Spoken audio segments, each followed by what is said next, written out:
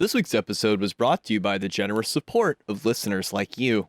If you enjoy listening to The Whole Rabbit and would like to help support our efforts to keep giving you the best content we can every week, please consider becoming a subscriber at www.patreon.com/thewholerabbit, where your monthly donation of just $5 a month will get you access to not only our entire library of extended episodes, but our Discord server as well, which is the best place to communicate with other fans and creators of the show.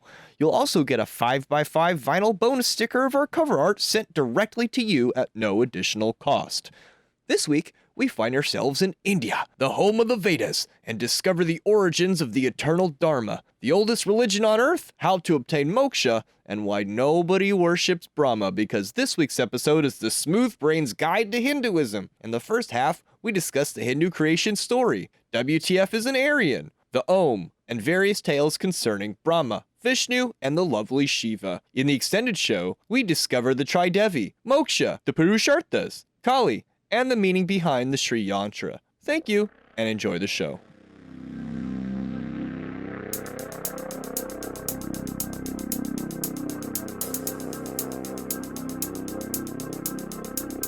This episode makes it easy to see how Buddhism is like heretical to Hinduism, because Buddhism pretty much exists on top of this. It takes all the relevant lore and then just says, oh, and by the way, you don't actually have to do all that shit. It reminds me a little bit of how Jesus showed up and he's like, I'm not here to replace your religion, I'm here to complete it. I'm not here to replace your religion, I'm just here to make it fucking pointless.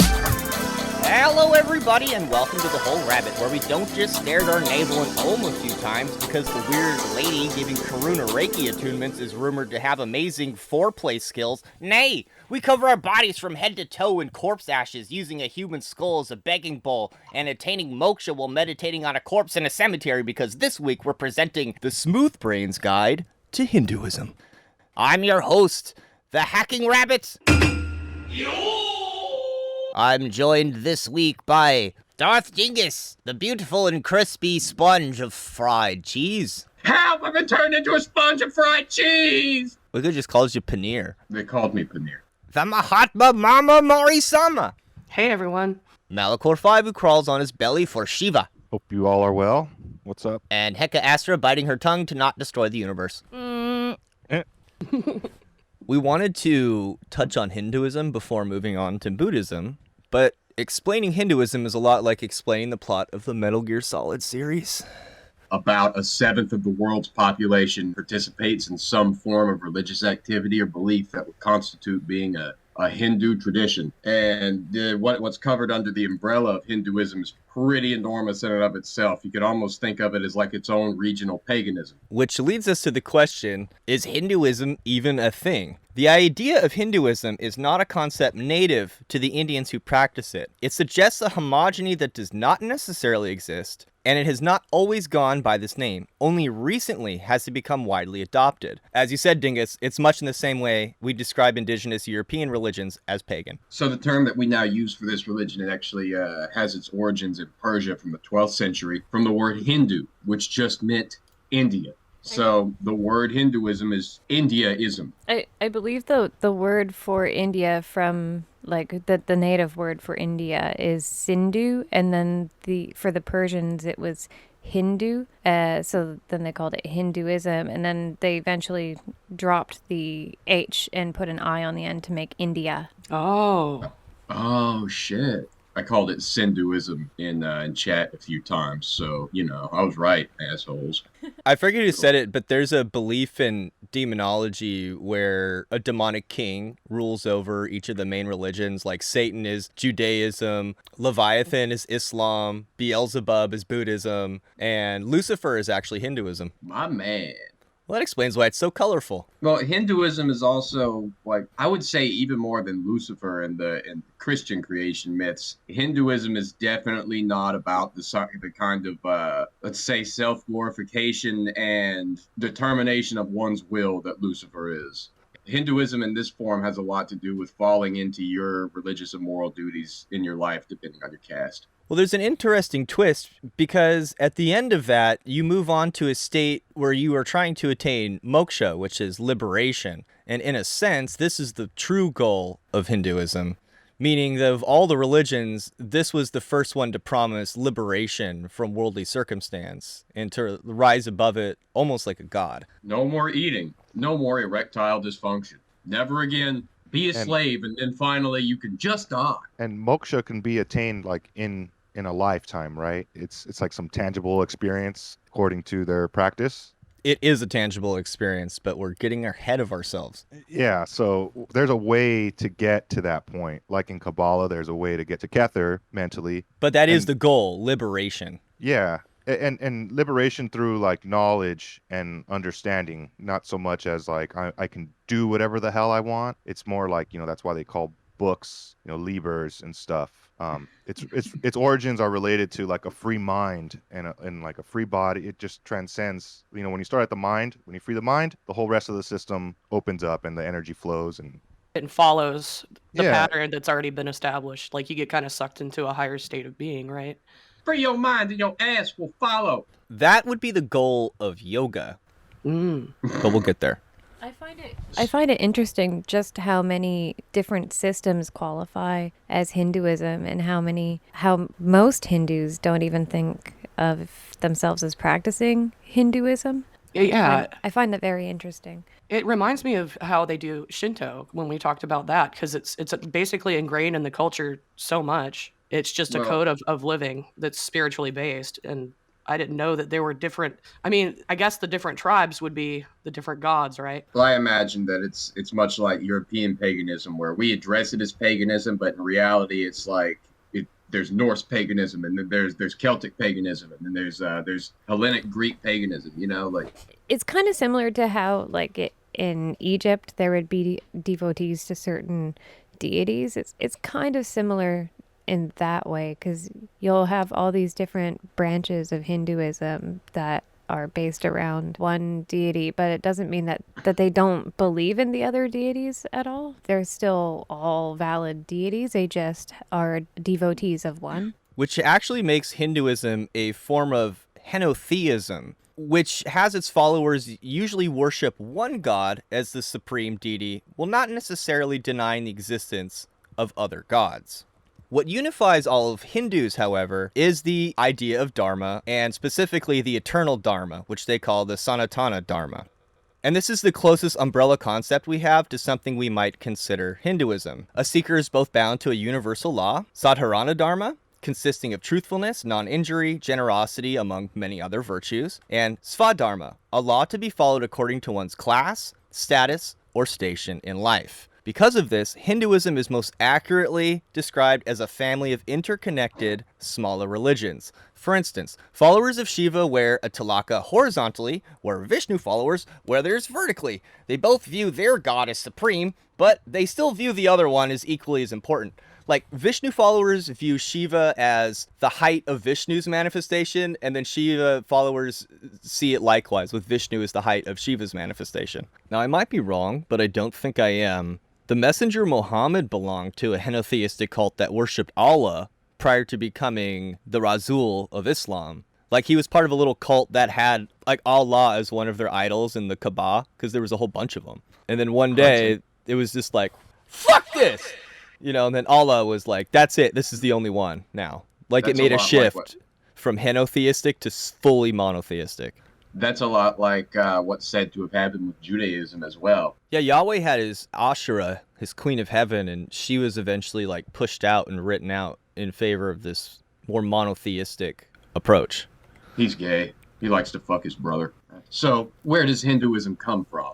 The origins of the Hindu culture stretch back to an ancient people shrouded in mystery that stood for almost 2,000 years, starting in 3300 BCE in modern-day northern India. The civilization's cities were noted for their urban planning, baked brick houses, elaborate drainage systems, water supply systems, clusters of large non-residential buildings, and new techniques in handicraft, just working with copper, bronze, lead, and tin. It's funny, too, because in spite of their advanced metallurgy, there have been no found weapons from the Indus Valley civilization. They were also the first civilization thought to have used wheeled transport. It's kind of a big deal. Yeah, like these people were huge. This is in my opinion, this is the most fascinating ancient civilization. And I think there's this old ass city there too that's been buried for thousands of years until it was discovered sometime in the 1900s called Mohenjo-Daro, which is very possibly the oldest known human city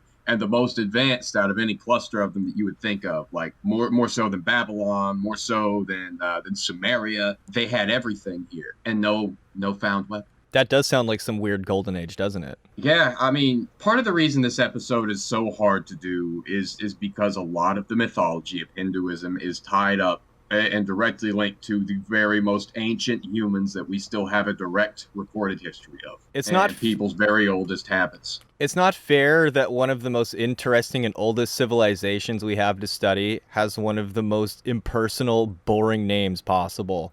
Indus Valley Civilization? Are you serious? They possessed one of history's first systems of standardized weights and measures, whose standard unit of measurement was equal to what we have today as the imperial ounce, so 28 grams. So if you smoke weed, you could just go in a time machine back to Indus Valley Civilization and know exactly what you're talking about in terms of weights and measures. I'm fucking sure that's what it was for. They were also the first people to smoke weed. Give me a half O of paneer, please. Don't say that around me. No more paneer. That's not enough paneer. How about an O? A big fat O of paneer. We're talking cheese here, lady. You gotta have more than an O. They had communal ritual baths, which is pretty hot. I wish we still did that now. That'd be dope. They had a written language similar to hieroglyphics that remains as of yet undeciphered.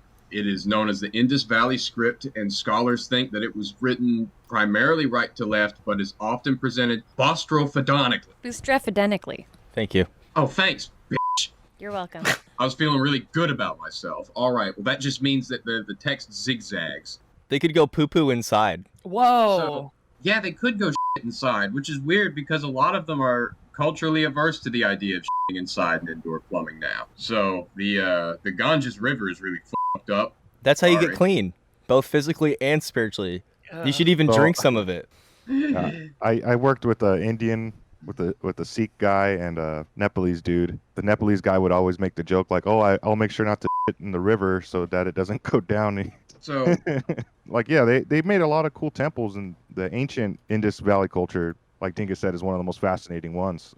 They're way ahead of their time. I would say of all ancient cultures, they had the most advanced architecture and stoneworking, like handicraft. That's probably where the legends of the flying stone temples come from. But before we get too much further, it's not on the paper, and I think it's worth mentioning, is that anytime I heard this brought up in school anyways, it was talking about Mohenjo-Daro and the IVC. It was seen as like this utopian peak of humanity civilization with very little violence, where people lived in political and economic and social harmony. And this, I think, is directly tied into the Hindu concept of the yugas, or the yuga cycle, which are like these ages of existence in divine years. It is a cyclic age in Hindu cosmology. Each cycle lasts for 4,320,000 years, or 12,000 divine years, and repeats 4 yugas: the Krita Yuga, the Treta Yuga, the Dvapara Yuga, and the Kali Yuga. As the Yuga cycle progresses through the 4 yugas, each yuga's length and humanity's general moral and physical state with each yuga decrease by 1/4.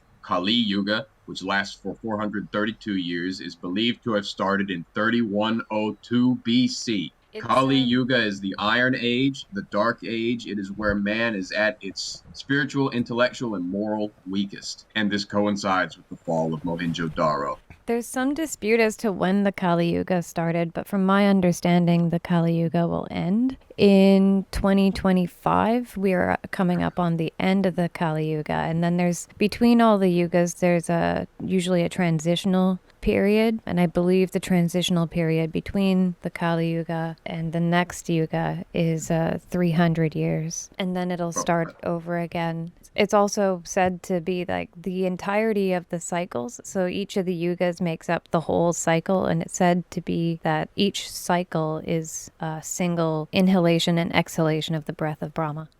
This is a concept that has been widely appropriated and misappropriated to the extent that I don't know how useful it even is to speculate when the start and ends of the age is, because Some of the other results I see right here are that it will end in 432,000 years. That'll end in 5,000 years. Yeah, because you can't know when the original starting date is, and you can only rely on scriptures and when those scriptures were dated. It gets kind of confusing. I came across something while I was researching the Vedas, and the final manifestation of Vishnu is supposed to appear at the end of the Kali Yuga as Kalki, who is more or less Jesus showing up with 2 Uzis and being like, killing all the bad guys. It said somewhere that was going to occur like 500,000 years from now. They know exactly which province he's going to be born in, et cetera, et cetera. They know the name of his father. They know what caste his father's from. They have it all figured out. Jesus. Figurative Jesus. You don't want to be a bad guy when that manifestation of Vishnu comes back, because he will fuck you up. The god of the Gat, the holy hand grenade, Kalki's Kalishnikov.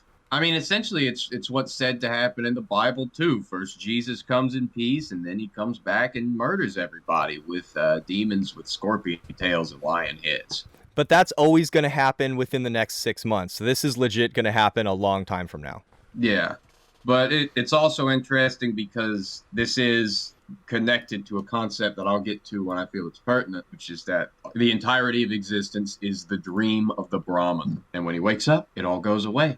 Which is what might happen for some people's ideas of what the fuck is an Aryan. Well, nobody knows for sure. The idea in the Vedas are largely believed to have been brought to the Indus Valley civilization during its decline by nomadic Aryan tribes from Central Asia who had broken off from a larger group which settled in Iran, becoming the Indo-Iranians. This explains the similarity between early Vedic mythology and Zoroastrian mythology in early Iran. Oral traditions of the Aryans and the Indo-Valley civilization likely intermingled for some time prior to the Vedas being written down near the end of the Bronze Age. Basically, the Aryan tribe in India was a huge deal for the history of humanity, and it was really the birth of the culture that we know today. The Indus Valley civilization is not India, and we don't know a whole lot about their actual religious processes. We know that a lot of modern Hinduism is to do with them, but there are many things that were added on by these roaming mountain people known as the Aryans, who did not have blonde hair and blue eyes, most certainly. Asshole. They might have had blue eyes. Yeah. Okay, well, they didn't have blonde hair. We don't know. There's all the argument goes in all kinds of different We're just directions. settling it there. Yeah. Just look at what Iranian people look like. Yeah. I've heard some super supporters of the Nazi kind of discussion. It's just wrong. They're that way because they're from Noah's Ark. They're like the descendants of Noah, like the last. And it's like that's what they're like. Yeah, it was in that region, in that area, and they went over here, and it's like, okay, but shut up. Isn't like, everybody descendants of fucking Noah's Ark? If anybody's descendants of Noah's Ark, it's everybody. Like I said, it gets very touchy very quickly. There is no middle ground in that argument. No. So, what are the Vedas? The Vedas constitute the scriptural authority of Orthodox Hinduism, and, most importantly, they're supplementary to the longest-running oral tradition on the planet. It's Earth's oldest religious text in use today. The collection of Vedas are basically a compilation of the religious and cultural motifs of the Indus Valley civilization with the additions that the Aryans brought. It's basically the Vedas refers to like a bunch of books. There's a bunch of different Vedas. Some of them will be rituals, some of them will be songs, some of them will be lore. There's a bunch of different Vedas, but they're all a collective. What's interesting is they don't have any great continuity or systemization, and the rituals, sacrificial methods, and spells and poetry are just all intermingled throughout the whole Vedas. It's almost like it's a collection of grimoires. This really makes sense to me, too, how they have reverence for the guru in this society, which is just a wise man who might know anything. Gurus don't all necessarily know the same thing. Some of them are skilled in different areas of philosophy and just pontification, or some of them are extremely adept at making herbal medicine, and some of them try to treat you with saliva for puppy pregnancy syndrome, and then you die rabies because your throat spasms when you drink. I just wanted to say I find it kind of interesting because the term Vedas referring to like the entire collection is not so dissimilar from the Zohar referring to the collection of literature for the Jewish religion.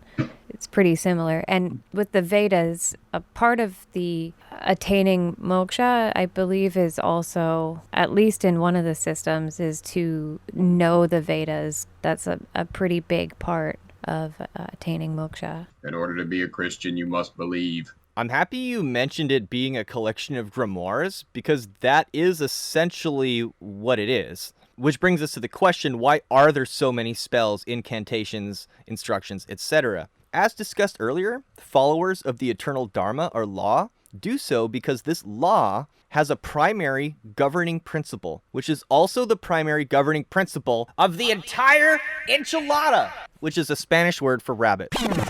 That's a bad joke. The point is the reason there is a Dharma is because there's a governing law of the universe. And this governing law of the universe is known as Rta. Stay tuned for the Patreon episode where we describe how that joke works. Dharma exists because the universe is governed by Rta, which is spelled RTA, but pronounced like that one lady down the street in Jersey. Sanskrit scholar Maurice Bloomfield referred to Rta as, one of the most important religious concepts of the Rig Veda, going on to note that, from the point of view of the history of religious ideas, we must begin the history of Hindu religion, at least with the history of this conception. So to restate, Rta is the principle of natural order, which regulates and coordinates the operation of the entire universe and everything in it. How? It's seen as a bit abstract, impersonal, a bit like the Logos in the West. Well, something that I really love about this concept is that even gods are subject to it. I've been thinking for a long time about how gods that operate in the material plane must on some level be subject to time because they have to change to stay relevant, right? People aren't going to sacrifice their children to Moloch forever. Times are different now. And two men can fuck without being stoned to death. Isn't that wonderful? It's also very fascinating because Rta is the etymological DNA of the words morality, right, and right, R-I-T-E, and not R-I-G-H-T. Well, actually both, And it is, in concept, regulated moral order and proper sequence in a ritual. It's the reason you do something and the way you do it and why you do it all at once. Vedic religion features the belief that Rta was guarded by Varuna, the god sovereign, who was assisted by Mitra, the god of honor, and that the proper performance of sacrifices to the gods was necessary to guarantee its continuance. Violation on Rta of the established order by improper behavior, even if unintentional, constituted sin and required careful expiation. Varuna is omniscient, as he surveys all from his heavenly palace with his thousands of eyes. If he sees you mess up, and he certainly will, punishment is coming. He's a little bit like Santa Claus. Or the Lord of Death in the Bardo Thodal. I think that this even goes so far as to say, like, you have to chant things correctly in the right tones. Like, it's very... Well, that makes sense. Yeah. Because with the mantras and stuff, and this is associated with chakras, is every chakra has a chant, every god has a chant, every path that you take has a chant and a note that that is associated with it. So they're very down to the details, I think. It's very similar to Hebrew, the writing system and their tone that they're chanting in or singing in. It invokes a certain power from heaven. And if you make a mistake, it could mean something completely opposite of what you intended. Yeah, they used to have someone specifically that would just stand by and make sure everyone is like chanting in the right tones and stuff. Like that's what they did. It has to be perfect. The Vedas are divided into 4 collections, or Turiya. The Rig Veda has thousands of hymns to gods and goddesses, including the creation myth, which we're about to discuss. The Yajur Vedas, which include all the instructions for sacrifice. The Sama Veda. This is the one that we were just talking about. It contains melodies. It has sacrificial songs, and they must be sung at the exact right pitch, in the exact right way, or it will not work. But if you do it right, it will work. Unless you have rabies. Unless you have rabies. Lastly, lots of things can be said for that. Lastly, we have the Artha Veda, and this is spells for healing rituals. This might be the one where you learn how to heal rabies. It's just so fascinating to me that this is how their religion breaks down into this series of grimoires with different categories for different spells and mantras. This is like the low magic crust of Buddhism beneath it all. At least half of it is low magic. Buddhism, it's all crust. Pie. Dalai Lama spiced pie. Probably did tastes you like say Chinese food. Did he say Buddhist filling? It's empty. It's full of nothing. Buddhists can't be filled, it's a sin. It's just Zen pie. Ah, funny one. If you squeeze the Buddha and he squirts out cream, he is not the Buddha. Oh, that's fucking disgusting. So here in the West, we want our religious text to tell us in the beginning what happened and how we got here, and we have to have a list of names that we can trace all the way back to the beginning of the story. It doesn't quite work like this in the Eternal Dharma. There's not one creation cosmogony, but many, and this is not unlike ancient Egypt. This owes to the Rig Veda faithfully collecting elements of the various cultures that compose it. The Nasadiya Sukta, or Hymn of Creation, is the 129th hymn of the 10th mandala, which is a book, of the Rig Veda, and translates into a double negative, not the non-existent, and is quite a bit different from most religious creation cosmogonies. More than any other passage of the Rig Veda, the Nasadiya Sukta has garnered reflection amongst the West because of its unique quality. Even some atheists have reverence for its questioning nature, citing it as one of the earliest accounts of skeptical inquiry and agnosticism. After all, for a creation myth, it raises more questions than it answers. Yeah, it's like that whole idea of this concept is beyond polarity. It is and it's not. This is what the Nasadiya Sukta says. There was neither non-existence nor existence then, neither the realm of space nor the sky which is beyond. What stirred? Where? In whose protection? There was neither death nor immortality then, no distinguishing sign of night nor of day. That one breathed, windless, by its own impulse. Other than that, there was nothing beyond. Darkness there was at first, by darkness hidden. Without distinctive marks, this was all water. That which, becoming by the void, was covered, that one by force of heat came into being. Who really knows? Who will here proclaim it? Whence was it produced? Whence is this creation? Gods came afterwards with the creation of this universe. Who then knows whence it has arisen? Whether God's will created it, or whether he was mute. Perhaps it formed itself, or perhaps it did not. Only he who is its overseer in highest heaven knows. Only he knows. Or perhaps he does not know. Like, who knows, man? Could be like anything. Could be like a giant golden egg that made itself and split in two and made the universe. You know, like maybe there was a god like in a giant snake, and there was an alarm clock, and like a lotus came out of his belly button. You know, man. Like, I don't know. Bruh.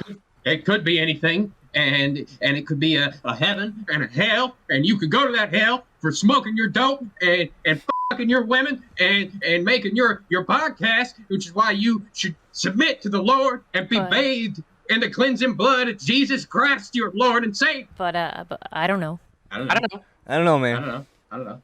Which brings us to the question, WTF is Brahman? We might say Brahman is the absolute truth or highest universal principle, which is being indicated by the Nasadiya Sukta's many unanswerable questions. We might say Brahman is the very principle of eternal, unchanging divinity itself, from which every other changing thing is ultimately generated. It's the magic of eternal consciousness, universal. Clear light. It's a bit like the Ein Sof, or maybe Kether in the Kabbalistic tradition. This is one of the things that really sold me on the things we talk about in this podcast. How this one concept appears fucking everywhere. That's what got me into theosophy and spirituality in the first place, is noticing that pattern. Didn't theosophy turn out kind of weird? I don't know much about it. It's just studying of religions, like different religious systems and spiritual systems. But yeah, this pattern just shows up everywhere on the entire, and that just goes to show how deep and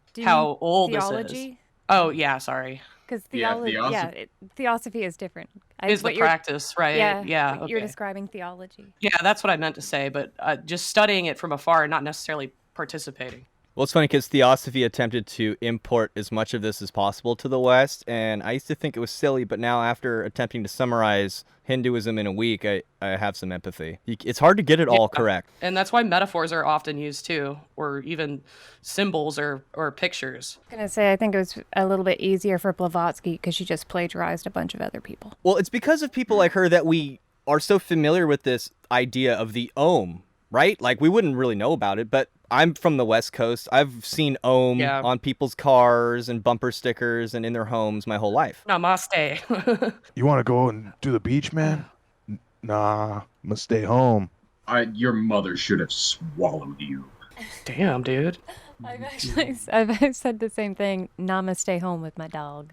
That's right. Your mother should have swallowed you too, Mari. So what the fuck is Om? Of course, it was imported, and you see it all the time at like yoga studios or whatever. But one story from the sacred texts recounts a cosmogonic golden egg known as the Brahmunda, which splits open to create the universe. Yet another recounts in a time immeasurably distant, all was primordial water, rising and falling upon the shores of nothing. The serpent Shisha, floating in the limitless depths, protected safely within Shisha's coiled body, slept Lord Vishnu, who was suddenly awakened by the dawning of creation, as the pranava, or seed sound of Om, rang out across all existence. So the sacred Om, the very essence of Brahman itself, and it awakened dynamic creation in all that it touched.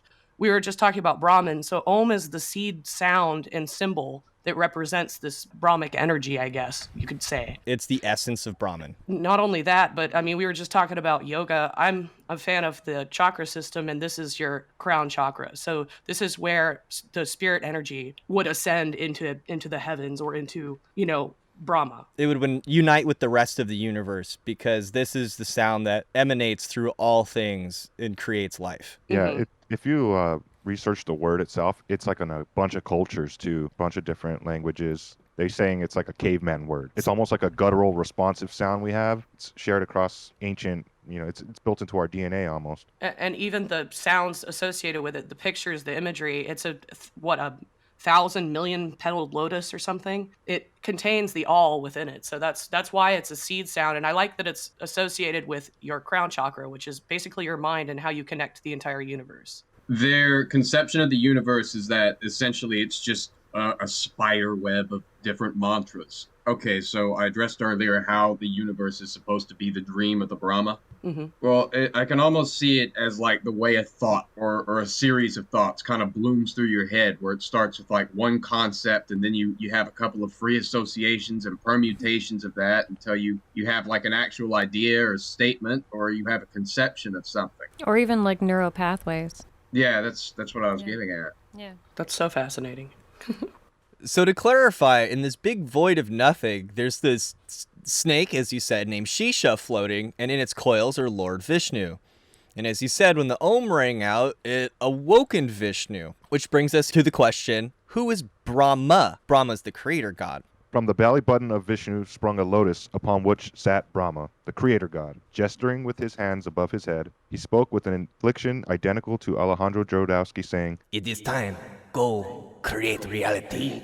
Then a wind blew up, whipping up the primordial waters, obscuring Shesha and Vishnu before lowering his arms, bidding the waters to calm. He tore 3 pieces from his lotus he was sitting upon, and with them created heaven, earth, and the netherworld. After this, Brahma went around doing this creator god thing, creating all these things that could creep upon the earth, swim in the sea, crawl on land, and fly in the air. He gifted all these creatures with movement and senses. Kind of cool, to be honest. And he's got 4 heads, and it is believed the Vedas came from each of them. I think this might also have to do with cardinal directions. It does. Supposedly grew a 5th head, Which Shiva removed, but we will get to that. like a pentagram.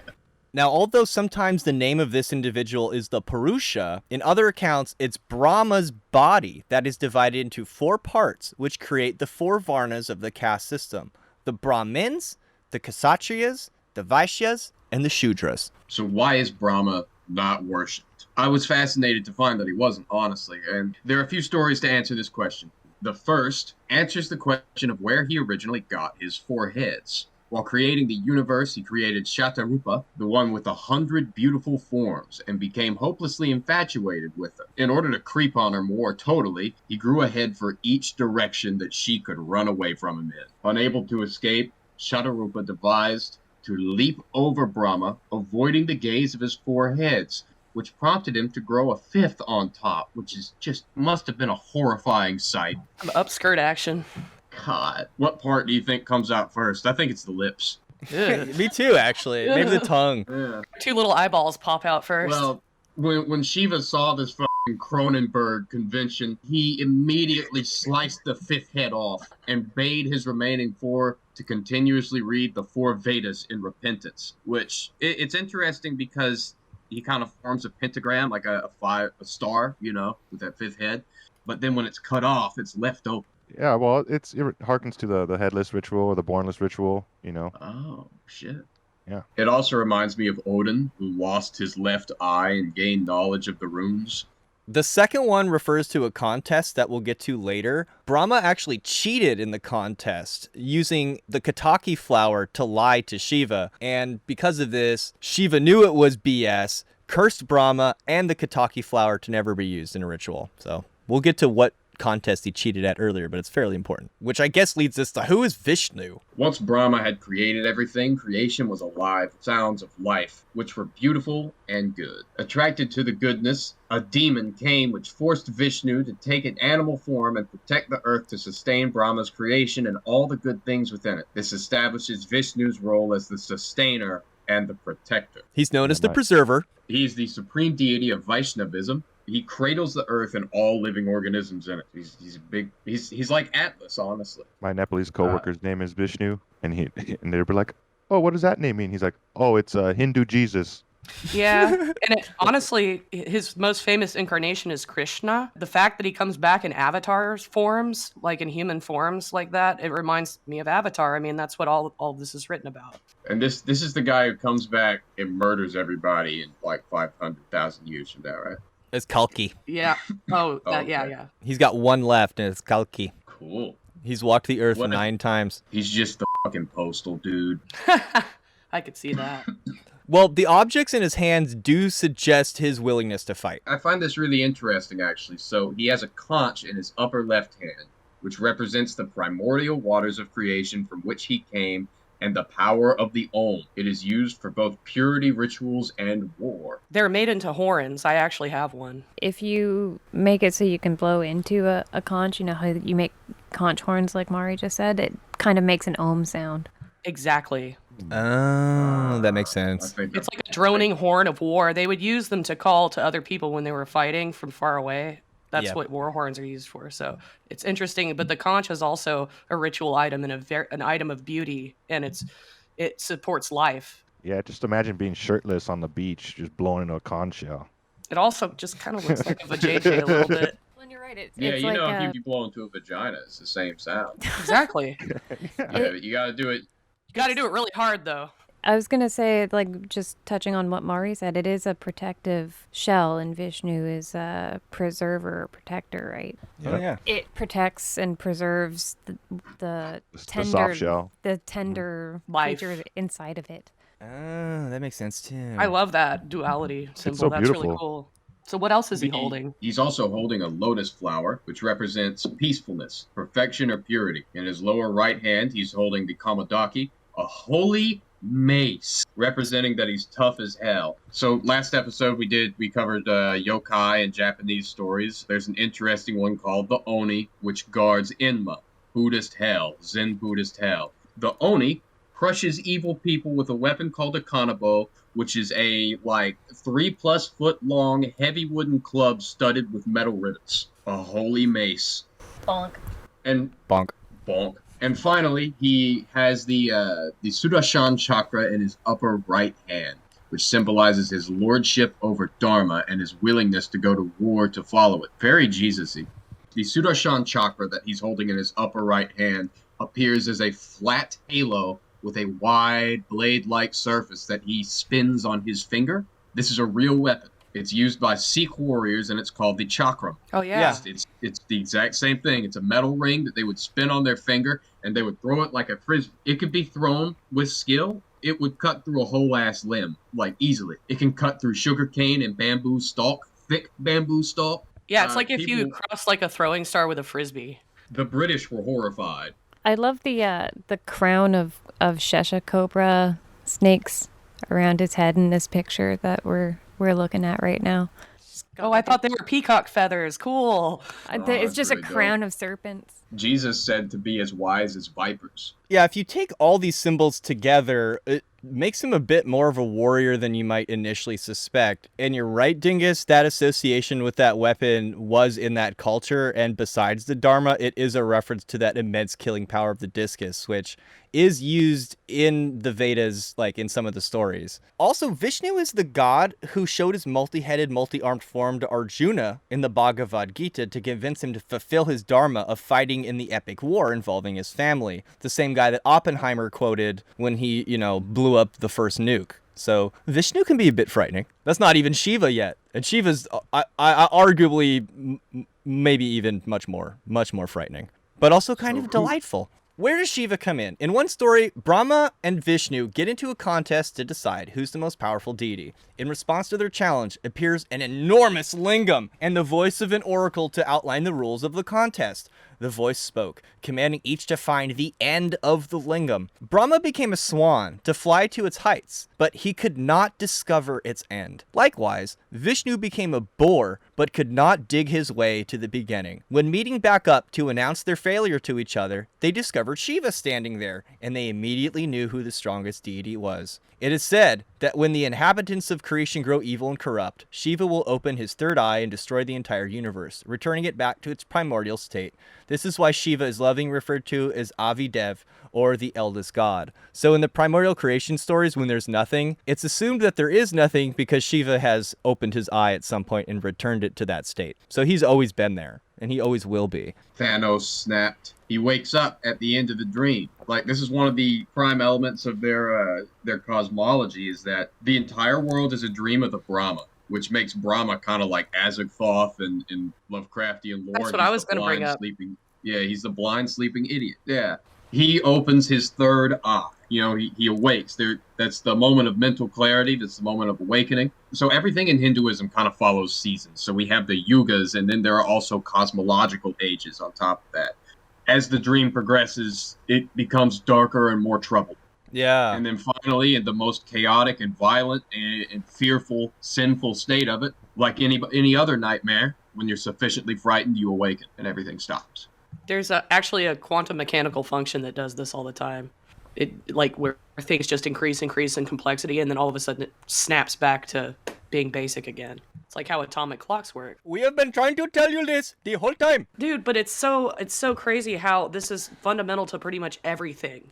So in Sanskrit, Shiva means auspicious, propitious, gracious, benign, kind, benevolent, or friendly, which is kind of strange considering he's known as the destroyer and considered a god of time and of death. To be fair, though, the Sanskrit word sarv means to injure or to kill, and might connote one who can kill the forces of darkness. If I remember correctly, at one point there's a demon running around causing a bunch of problems, and only the seed of Shiva is able to defeat him. So he takes a piece of his bindu, which he's been saving up forever, and he has to drop it into the mouth of Agni, the fire deva, to then spit it into the Ganges, which creates Kartikeya, who then is nourished by the 7 Pleiade ladies, and he grows a head to suckle from each of them, and then he goes and kills the demon. But he can only do that because he's built from the seed of Shiva. So Shiva has this capacity to be the one to kill evil.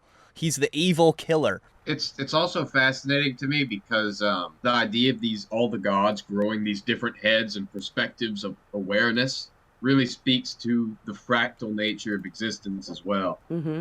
Absolutely.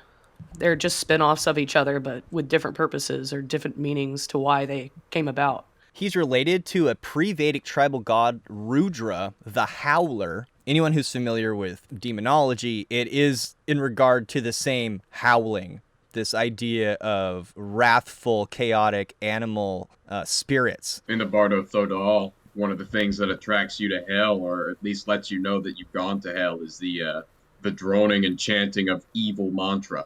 I probably would be in that concert. Yeah, On probably. my way to the afterlife.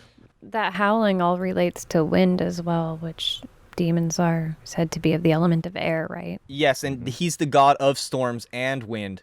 Disease, death, which we know from other cultures is associated with storms and the night, but he's also associated with the hunt and medicine and wild animals. So he's a bit like a Diana character to pre-Vedic culture. Have you ever just wanted to just stop existing? That explains it perfectly. You can't say that. Rudra means who eradicates problems at their root. So he's a pretty good exorcist. He has a third eye, which, while remaining closed, allows him to look inward perpetually. But if he opens it, depending on his focus, he can destroy everything from what he's looking at to the entire universe. This is the same eye he used to burn up kama, which is sensual desire, or worldly desire. He usually has a moon as his crest, a Chandra, as it's referred to. The placement of the moon on his head is a standard for both Rudra and Shiva, and it may be due to the identification of the moon with Soma. There's a hymn in the Rig Veda where Soma and Rudra are jointly implored, and in later literature, Soma and Rudra came to be identified with one another, as were Soma and the moon. So if you like to get high, Soma. Shiva's covered head to toe in white corpse ashes, symbolizing the dissolution of all but the impermanent. Also, he kills everyone. He channeled the Milky Way onto the earth, making the Ganges using his matted dreadlocks as a water break. Oh, cool. That's insane. That's just another instance of them observing geometry in nature and seeing the patterns at a macro and micro level. Essentially, the pattern that determines the way a river branches inland, the way lightning bolt branches from ground to sky, or the way your blood vessel branches apart, or tree branches, all that shit. It's all the same pattern, and they all branch out at the same predictable intervals. It's the path of least resistance. Like, essentially, they just all these structures would look identical next to each other. They must have looked at the Milky Way and the Ganges and been like, well, Shiva, same thing, right? It's like what's little is big and what's big is little, like as above, so below. Absolutely. Well, if you ever sometimes, like, if you stare at the Milky Way at night, like if you ever see it, there you can see that there are little branches where there are bright corridors of stars that trail off, and then there are black parts of the sky. Like it's like a river. It also looks like neurons in your brain.